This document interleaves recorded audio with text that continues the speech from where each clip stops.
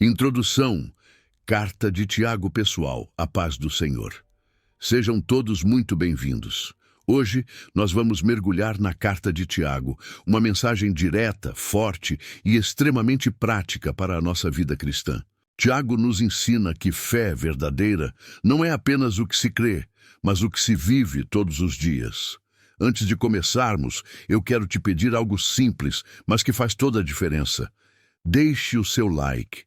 Se inscreva no canal e compartilhe este conteúdo com alguém que precisa ouvir a palavra de Deus. Essas atitudes ajudam a mensagem a alcançar mais corações e levar a palavra ainda mais longe. Agora, prepare o seu coração, aquieta a sua mente e abra a sua Bíblia, porque a fé que salva é a fé que transforma. Vamos juntos ouvir o que o Espírito Santo nos ensina através da carta de Tiago. Tiago, capítulo 1. A fé provada, vivida e praticada. Idum. Saudação. Tiago, servo de Deus e do Senhor Jesus Cristo, às 12 tribos que se encontram na dispersão. Saudações. Não é uma carta escrita a partir de status ou posição, mas a partir do serviço. Tiago se apresenta como servo, porque quem realmente conhece Cristo aprende a servir. 2:4. Alegria nas provações. Meus irmãos, tenham por motivo de toda alegria o passarem por várias provações, porque vocês sabem que a prova da fé produz perseverança, e a perseverança deve ter ação completa, para que vocês sejam maduros e íntegros, sem que falte coisa alguma. A provação não vem para destruir, vem para amadurecer. Deus não desperdiça a dor. Ele a transforma em crescimento. 5:8. Sabedoria que vem de Deus. Se alguém de vocês tem falta de sabedoria, peça-a a Deus, que a todos dá liberalmente e não censura, e lhe será concedida, mas peça com fé, sem duvidar. Pois aquele que duvida é semelhante à onda do mar, levada e agitada pelo vento. Essa pessoa não pense que receberá coisa alguma do Senhor. É alguém de mente dividida, inconstante em todos os seus caminhos. A fé firme sustenta o coração em meio à instabilidade da vida. 9:11. A verdadeira riqueza. O irmão humilde glorie-se na sua exaltação, e o rico na sua humilhação, porque ele passará como a flor da erva. O sol nasce com calor abrasador, seca a planta, sua flor cai, e a sua formosura desaparece. Assim também o rico murchará em seus caminhos. A verdadeira segurança não está no que possuímos, mas em quem somos diante de Deus. 12. A recompensa da perseverança. Bem-aventurado o homem que suporta a provação, porque depois de aprovado, receberá a coroa da vida que o Senhor prometeu aos que o amam. A fidelidade tem recompensa eterna. 13:15. A origem da tentação. Ninguém ao ser tentado diga, sou tentado por Deus. Porque Deus não pode ser tentado pelo mal e a ninguém tenta. Cada um é tentado pela sua própria cobiça, quando esta o atrai e seduz. Então a cobiça, depois de haver concebido, dá à luz o pecado. E o pecado, uma vez consumado, gera a morte. O perigo não começa no ato, mas no coração. 16:18. O caráter imutável de Deus. Não se enganem, meus amados irmãos. Toda boa dádiva e todo dom perfeito vem do alto, descendo do Pai das luzes, em quem não há mudança nem sombra de variação. Segundo a sua vontade, ele nos gerou pela palavra da verdade, para que fôssemos como primícias da sua criação. Deus é bom, constante e fiel. 19:21. Prontos para ouvir, todo homem seja pronto para ouvir, tardio para falar e tardio para se irar. Porque a ira do homem não produz a justiça de Deus. Por isso, livrem-se de toda impureza e acúmulo de maldade. Recebam com mansidão a palavra implantada, que é poderosa para salvar as suas almas. A transformação começa quando a palavra encontra um coração ensinável. Antídotos 25, praticantes da palavra. Sejam praticantes da palavra, e não apenas ouvintes, enganando a vocês mesmos. Quem ouve a palavra e não a pratica é como alguém que observa o seu rosto no espelho. Depois de olhar para si mesmo, vai embora e logo se esquece de como era.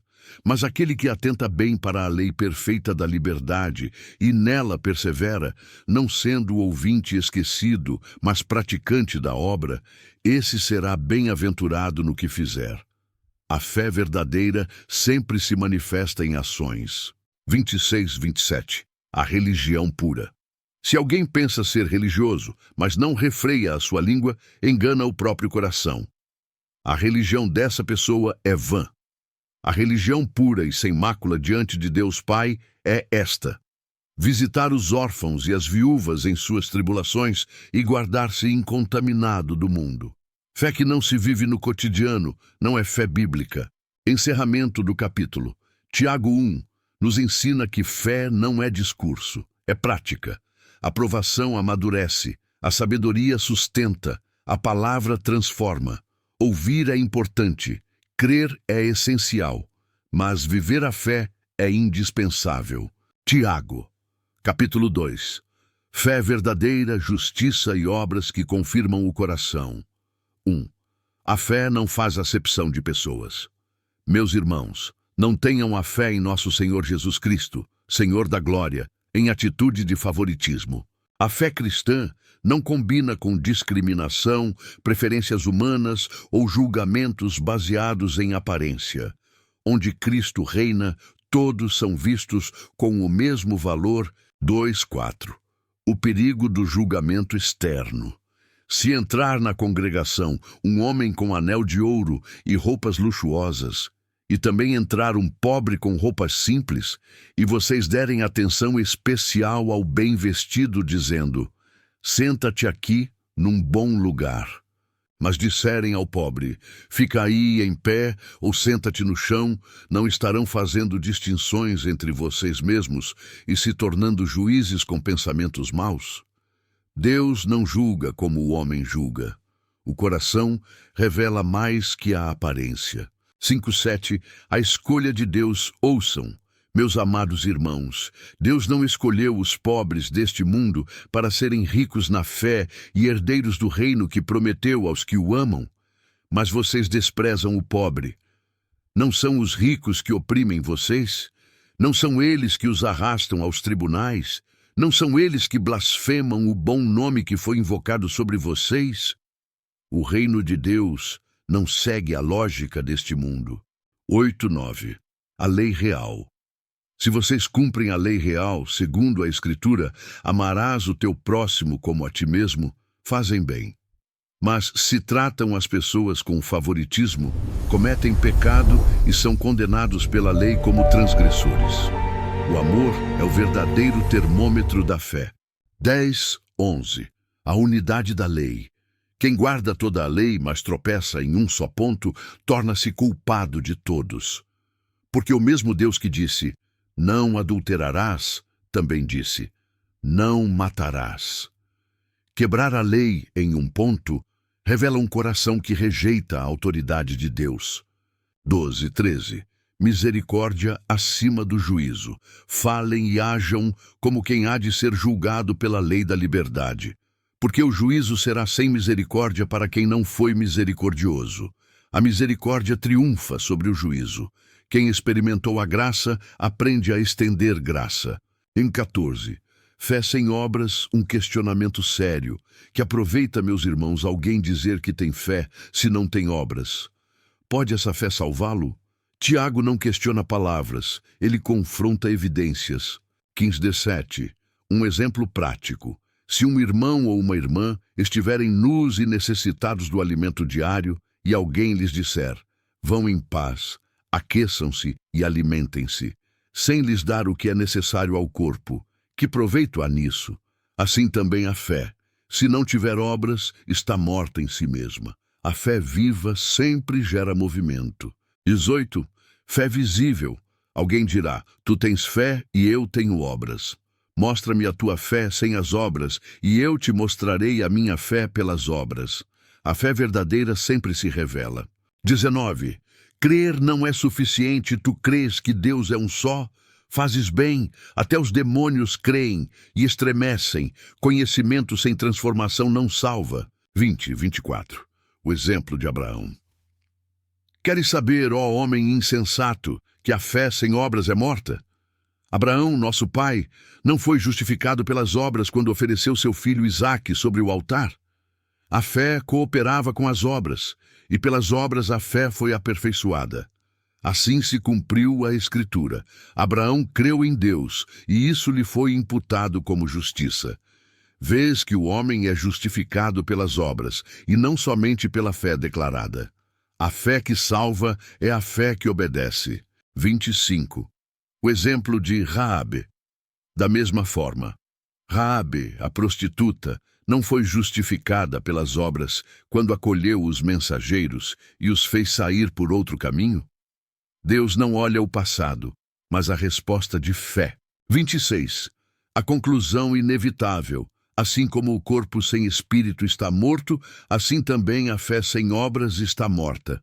Vida espiritual sempre se manifesta em ações. Encerramento do capítulo Tiago 2 nos confronta com uma verdade inescapável. Fé que não transforma atitudes não é fé bíblica. O amor revela, a misericórdia confirma, as obras testificam. Não somos salvos pelas obras, mas a fé que salva nunca vem sozinha. Tiago, capítulo 3. O poder da língua e a sabedoria que vem do alto. 1. Responsabilidade no ensino. Meus irmãos, não sejam muitos de vocês mestres, porque sabemos que receberemos juízo mais severo. Ensinar a palavra é um chamado santo, mas também uma grande responsabilidade. Quem fala em nome de Deus deve viver com temor diante dele. 2. O desafio de dominar a língua. Todos tropeçamos em muitas coisas. Se alguém não tropeça no falar, é pessoa perfeita, capaz de refrear também todo o corpo. A língua revela o estado do coração. 3:5. Pequenos instrumentos, grandes efeitos. Colocamos freio na boca dos cavalos para que nos obedeçam e assim dirigimos todo o seu corpo. Vejam também os navios. Tão grandes, impelidos por ventos fortes, são dirigidos por um pequeno leme. Assim também a língua, pequeno membro, mas se gaba de grandes coisas. Uma pequena chama pode incendiar uma grande floresta. Palavras têm poder de construir ou destruir. 6. O fogo que contamina. A língua também é fogo. Mundo de iniquidade, colocada entre os membros do corpo, contamina todo o ser e incendeia o curso da vida, sendo ela mesma incendiada pelo inferno. Palavras podem carregar origem espiritual errada quando usadas sem temor. 7:8. Um poder indomável. Todo tipo de feras, aves, répteis e criaturas do mar se doma e tem sido domado pelo homem. Mas a língua ninguém consegue domar. É mal incontido, cheia de veneno mortal. O ser humano pode dominar a criação, mas luta para dominar a própria fala. 9:10. Contradição espiritual. Com ela bendizemos ao Senhor e Pai, e com ela amaldiçoamos os homens, feitos à semelhança de Deus. Da mesma boca procedem bênção e maldição. Meus irmãos, isso não deveria ser assim. Não há coerência em uma fé dividida. 11:12. A fonte revela o conteúdo. Acaso pode uma fonte jorrar do mesmo lugar água doce e amarga? Pode a figueira produzir azeitonas ou a videira figos? Também uma fonte salgada não pode produzir água doce. O interior sempre determina o exterior. 13. Sabedoria evidenciada em atitudes. Quem entre vocês é sábio e entendido?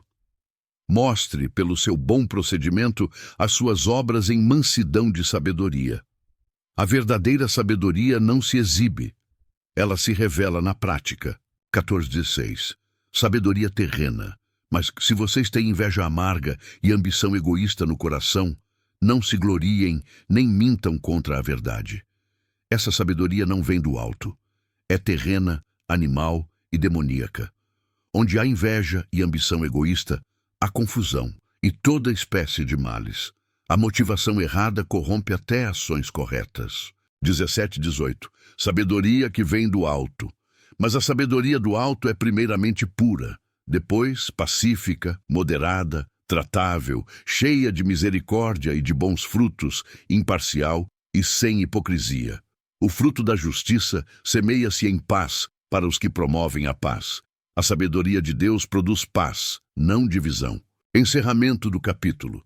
Tiago 3 nos confronta com o poder das palavras e a origem da nossa sabedoria. A língua revela o coração. As palavras constroem caminhos. A sabedoria do alto gera paz. Não basta falar bem de Deus, é preciso falar como Deus. Que nossas palavras sejam fonte de vida e que nossa sabedoria venha do alto. Tiago, capítulo 4. Conflitos, humildade e submissão total a Deus. 1-3. A raiz dos conflitos. De onde vêm as guerras e as contendas entre vocês? Não vêm das paixões que guerreiam dentro de vocês? Vocês cobiçam e nada têm. Matam e invejam, mas não conseguem obter. Vivem em contendas e guerras. Nada têm porque não pedem. Pedem e não recebem porque pedem mal, para gastarem em seus próprios prazeres. O conflito externo revela uma batalha interna não resolvida. 4. Amizade com o mundo adúlteros. Não sabem que a amizade com o mundo é inimizade contra Deus? Quem quiser ser amigo do mundo constitui-se inimigo de Deus. Coração dividido nunca permanece firme. E 5:6. A graça que nos sustenta. Vocês pensam que em vão diz a Escritura que o Espírito que Ele fez habitar em nós tem ciúme intenso? Mas Ele concede graça maior. Por isso diz, Deus resiste aos soberbos, mas dá graça aos humildes. A graça flui onde há humildade. 7:10. Submissão e arrependimento. Sujeitem-se, portanto, a Deus, resistam ao diabo, e ele fugirá de vocês. Aproximem-se de Deus, e ele se aproximará de vocês. Limpem as mãos, pecadores, e purifiquem o coração, vocês que são de ânimo dobre. Entristeçam-se, lamentem e chorem. Converta-se o riso em pranto e a alegria em tristeza. Humilhem-se diante do Senhor, e ele os exaltará. A verdadeira exaltação vem depois do arrependimento. 11:12. Não julgar o irmão. Não falem mal uns dos outros, irmãos. Quem fala contra o irmão ou julga o seu irmão, fala contra a lei e julga a lei. Há um só legislador e juiz, aquele que pode salvar e destruir. Quem és tu que julgas o próximo? O lugar de juiz pertence somente a Deus. 13:17. A fragilidade dos planos humanos. Agora ouçam vocês que dizem, hoje ou amanhã iremos a tal cidade, lá passaremos um ano, faremos negócios e obteremos lucros. Vocês nem sabem o que acontecerá amanhã. O que é a vida? Vocês são como neblina que aparece por um pouco e logo desaparece. Em vez disso, deveriam dizer, se o Senhor quiser, viveremos e faremos isto ou aquilo. Mas agora vocês se vangloriam em suas pretensões. Toda vanglória dessa natureza é maligna. Aquele, pois, que sabe que deve fazer o bem e não o faz, comete pecado. Viver dependente de Deus é sabedoria. Encerramento do capítulo Tiago 4 nos chama a um exame profundo do coração. Conflitos revelam paixões desordenadas. A amizade com o mundo enfraquece a fé. A humildade atrai a graça. Deus não rejeita quem se arrepende. Ele se aproxima de quem se humilha. Submeter-se a Deus é o caminho da verdadeira liberdade. Tiago, capítulo 5. Justiça, perseverança, oração e restauração. 1:6. Advertência aos ricos opressores. Agora, vocês que são ricos, chorem e lamentem por causa das misérias que estão para vir sobre vocês. As suas riquezas apodreceram e as suas roupas foram comidas por traças. O ouro e a prata se enferrujaram e a ferrugem deles servirá de testemunho contra vocês e devorará a sua carne como fogo. Vocês acumularam tesouros nos últimos dias. O salário dos trabalhadores que ceifaram os seus campos e que por vocês foi retido, clama. Os clamores dos ceifeiros chegaram aos ouvidos do Senhor dos Exércitos. Vocês viveram em luxo e prazeres na terra. Engordaram o coração no dia da matança. Condenaram e mataram o justo, sem que ele lhes oferecesse resistência. Deus vê a injustiça que o homem tenta esconder. 7:11. Paciência até a vinda do Senhor. Portanto, irmãos, sejam pacientes até a vinda do Senhor. Vejam como o agricultor aguarda o precioso fruto da terra, esperando com paciência as chuvas temporã e serôdia. Sejam também vocês pacientes e fortaleçam o coração, pois a vinda do Senhor está próxima. Não se queixem uns dos outros para que não sejam julgados. O juiz está à porta. Tomem como exemplo de sofrimento e paciência os profetas que falaram em nome do Senhor. Eis que consideramos felizes os que perseveraram. Vocês ouviram da perseverança de Jó e viram o fim que o Senhor lhe deu, porque o Senhor é cheio de misericórdia e compassivo. A espera em Deus nunca é em vão. E 12. Integridade na palavra. Acima de tudo, meus irmãos, não jurem nem pelo céu, nem pela terra, nem por qualquer outro juramento. Que o sim de vocês seja sim e o não, não, para que não caiam em condenação. Uma vida íntegra não precisa de reforço nas palavras. 13. Oração em todo tempo. Alguém entre vocês está sofrendo? Ore. Alguém está alegre? Cante louvores. A oração conecta o coração à vontade de Deus em qualquer circunstância. 14:15. Oração pelos enfermos. Alguém entre vocês está doente? Chame os presbíteros da igreja para que orem sobre ele e o unjam com óleo em nome do Senhor. E a oração da fé salvará o enfermo, e o Senhor o levantará. E se houver cometido pecados, serão perdoados. Deus cuida do corpo e da alma. 16. Confissão e intercessão. Confessem os seus pecados uns aos outros e orem uns pelos outros para que sejam curados. A oração do justo é poderosa e eficaz. A cura muitas vezes começa com a verdade. 17:18. O exemplo de Elias era homem semelhante a nós. Orou com fervor para que não chovesse, e não choveu sobre a terra por 3 anos e 6 meses. Orou outra vez, e o céu deu chuva, e a terra produziu o seu fruto. Não é o homem, é o Deus que responde à oração. Em 20. Restaurar quem se desviou. Meus irmãos, se alguém entre vocês se desviar da verdade e outro o converter, saibam que aquele que converte um pecador do erro do seu caminho salvará da morte uma alma e cobrirá uma multidão de pecados. Resgatar vidas é obra de amor. Encerramento final de Tiago. Tiago termina como começou, com fé prática. Uma fé que enfrenta injustiças, uma fé que persevera na espera, uma fé que ora, confessa, intercede e restaura. A verdadeira fé não se esconde nas palavras, ela se manifesta na vida diária. Que a nossa fé seja viva, perseverante e cheia de amor.